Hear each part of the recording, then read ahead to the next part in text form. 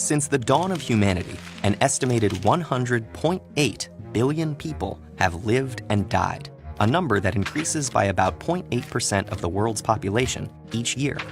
What happens to all of those people's bodies after they die? And will the planet eventually run out of burial space? When a person's heart stops beating, the body passes through several stages before it begins decomposing. Within minutes after death, the blood begins settling in the lowermost parts of the body. Usually 8 to 12 hours later, the skin in those areas is discolored by livor mortis, or post-mortem stain. And while at the moment of death the body's muscles relax completely in a condition called primary flaccidity, they stiffen about 2 to 6 hours later in what's known as rigor mortis. This stiffening spreads through the muscles, and its speed can be affected by age, gender, and the surrounding environment. The body also changes temperature, usually cooling off to match its environment. Next comes decomposition, the process by which bacteria and insects break apart the body. Many factors affect the rate of decomposition. There is, however, a basic guide of the effect of the environment on decomposition called Casper's law. It says that if all other factors are equal, a body exposed to air decomposes twice as fast as one immersed in water, and 8 times as fast as one buried in earth. Soil acidity also greatly affects bone preservation. High acidity soils with a pH of less than 5.3 will rapidly decompose bone, whereas in a neutral or basic soil with a pH of 7 or more, a skeleton can remain in relatively good condition for centuries. Different cultures throughout history have developed unique approaches to burials.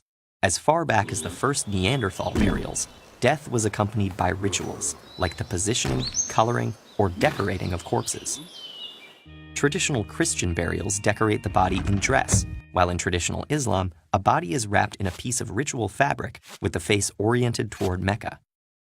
Traditional Hindus ceremonially burn the body, and Zoroastrians, followers of one of the oldest monotheistic religions, traditionally place bodies atop a tower to expose them to the sun and scavenging birds. Before the Industrial Revolution, burials were simple and accessible. These days, with suitable burial land running out in high population areas, purchasing private grave sites can be costly, and many people can't afford simple burials. Even cremation, the second most common burial practice in the world, comes with a high cost. As for the question of running out of space, the issue isn't so much about total land in the world as it is that large populations cluster together within cities. Most of the big cities in the world may run out of suitable burial grounds within a century. For London, it's even sooner. That may happen by 2035. So are there alternatives to traditional burials that might help with the space issue? In some countries, skyscraper cemeteries enable vertical burials. Some options focus on the body's relationship with the environment.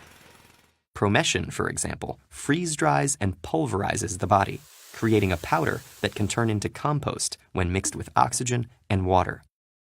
There are also green burials that use special materials such as biodegradable caskets, urns that sprout trees, and burial suits that grow mushrooms. Eternal reefs take that concept to the depths of the ocean, using a mixture of ashes and cement to create marine habitats for sea life. Death is an inevitable part of the human condition, but how we treat bodies and burials continues to evolve.